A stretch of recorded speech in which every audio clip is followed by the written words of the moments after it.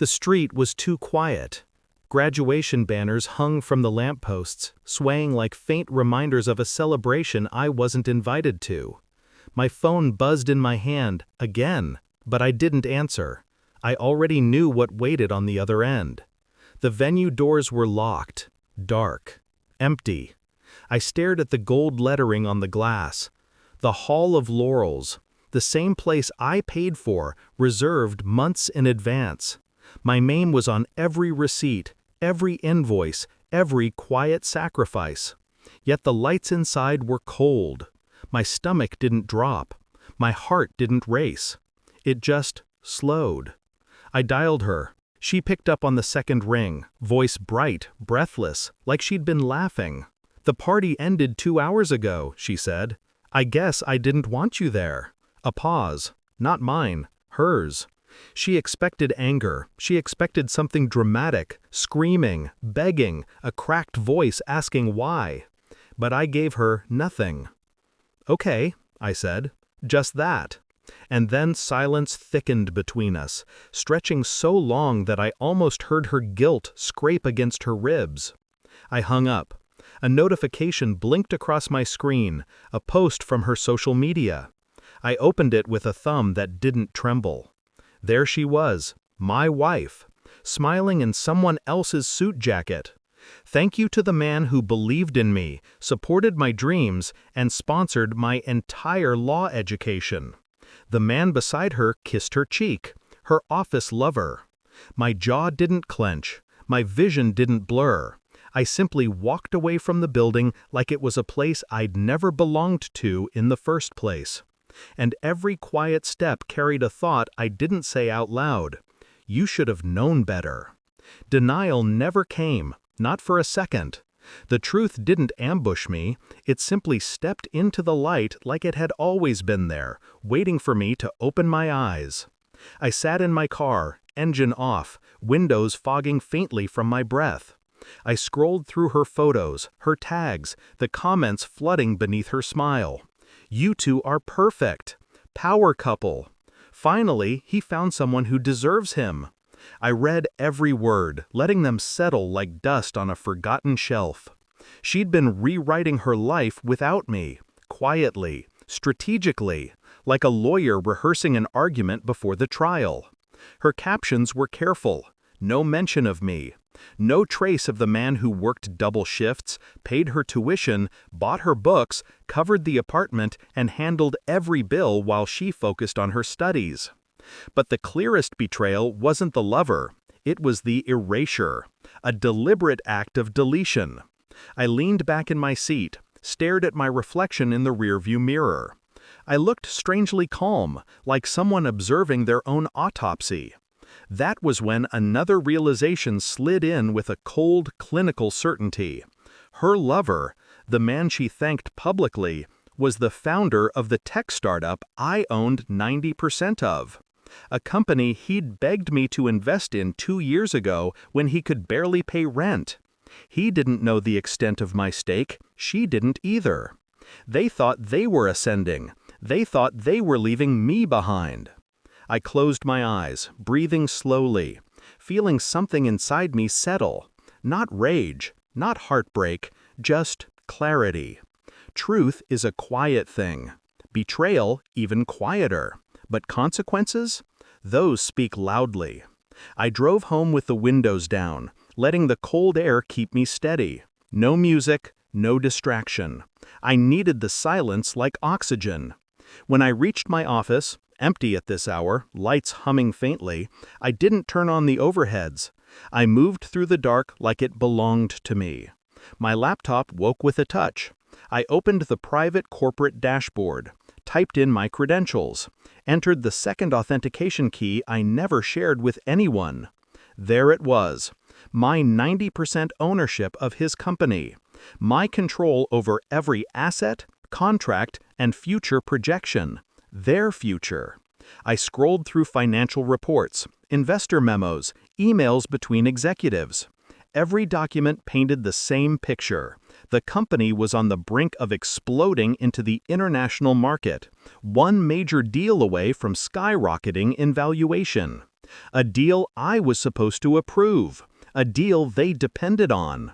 I imagined them laughing at the party, my wife's head thrown back, her lover's hand on her waist, toasting to her future, celebrating their secret. I didn't feel envy, just distance. A cold, detached distance, like I was watching two strangers build a house on sand. My phone buzzed again. A text from her. "Why aren't you picking up? We need to talk." Then another. "You're being dramatic." Then, "Come home." I locked the phone. Then I opened the corporate control panel and stared at the options. My finger hovered over one in particular, the one that would end everything in minutes. I didn't click it yet. Instead, I leaned back and let the thought slow burn its way through me. They built their future with my money. I could take it all back before the night was over. Quietly, legally, completely. My breath steadied. My pulse slowed. I clicked. The system confirmed my action with a soft chime. Ownership transfer executed. All payments canceled. Sale complete. $157 million wired to primary account. I watched the numbers shift on the screen, the way a surgeon watches a monitor during an operation. Clinical, detached, focused. Within seconds, the company logs lit up with flags, confusion, alerts, emergency notifications firing to boards and executives. I imagined his phone vibrating uncontrollably. I imagined her lover staring at the screen, reading the message he never expected. "You no longer have access to your company's systems." My phone buzzed violently. 58 missed calls, then 94, then 128. Her name, his, her mother's, his business partner's. My silence only fueled their panic. I brewed tea, slowly, quietly. When the knocking began on my front door, rapid, desperate, unhinged, I didn't move. I simply lifted the cup to my lips and waited. The knocking turned to pounding. Then a voice cracked through the wood. "Open the door, now!" Not hers, his. I set my tea down, walked to the entry, and unlocked the door without a word. He stood there, disheveled, sweating, clutching his phone like a lifeline. "What did you do?" he gasped. I stepped aside, letting my silence answer for me. He stumbled into my living room, pacing, shaking, scrolling through the collapse of his empire in real time. Finally, he looked up at me, eyes frantic, voice breaking. "Please, please, we can fix this. You can't do this to me." I met his desperation with a stillness he couldn't comprehend. I already did. And the truth hit him harder than the collapse itself. The front door opened again. This time, it was her, my wife. Makeup smeared, heels in hand, breath ragged from running. She froze when she saw him on my couch. Then she saw my face. What did you do?" I didn't answer her question. I asked mine. "Why didn't you want me at your party?" Her mouth opened, then closed. The truth quivered behind her lips, fragile and ugly. "I didn't think you'd understand," she whispered. "You're not part of that world." I nodded once. The lover looked between us, panic dripping down his spine. She stepped closer, voice trembling. "We can talk about this. We can work through it." "You thanked him publicly," I said, "for sponsoring your education." Her eyes widened. "You paid for everything?" she whispered. "Yes." "Then why didn't you advertise it?" I tilted my head. "Because I wasn't buying a billboard. I was supporting my wife." She broke then, tears swelling, hands shaking. But I felt nothing. I walked past her to the door, opened it, and stood aside. "You both should leave, separately, if you're smart." She reached out to touch my arm. I stepped back. The rejection hit harder than any words I could have spoken. He left first, defeated, ruined. She followed, pausing in the doorway, whispering one last plea. "Please don't do this."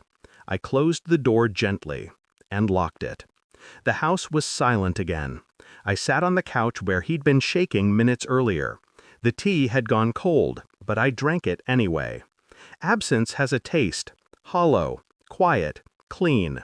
I scrolled through her social media once more. The post was still up. Her smile still bright. Her future still borrowed. It would all come down soon. Not because I asked her to, but because the world would. Truth has a gravity of its own. I leaned back, letting the weight of everything settle. Not on me, but away from me. There was no triumph, no victory rush, no satisfaction. Just release. For the first time in years, I felt the absence of something heavy I'd been carrying without noticing. Her. The last thought drifted through me like a final winter wind. Some people lose you slowly. Others lose you all at once. I stood, turned off the lights, and walked toward a life she would never be part of again. The door stayed locked behind me, and for the first time, I didn't look back.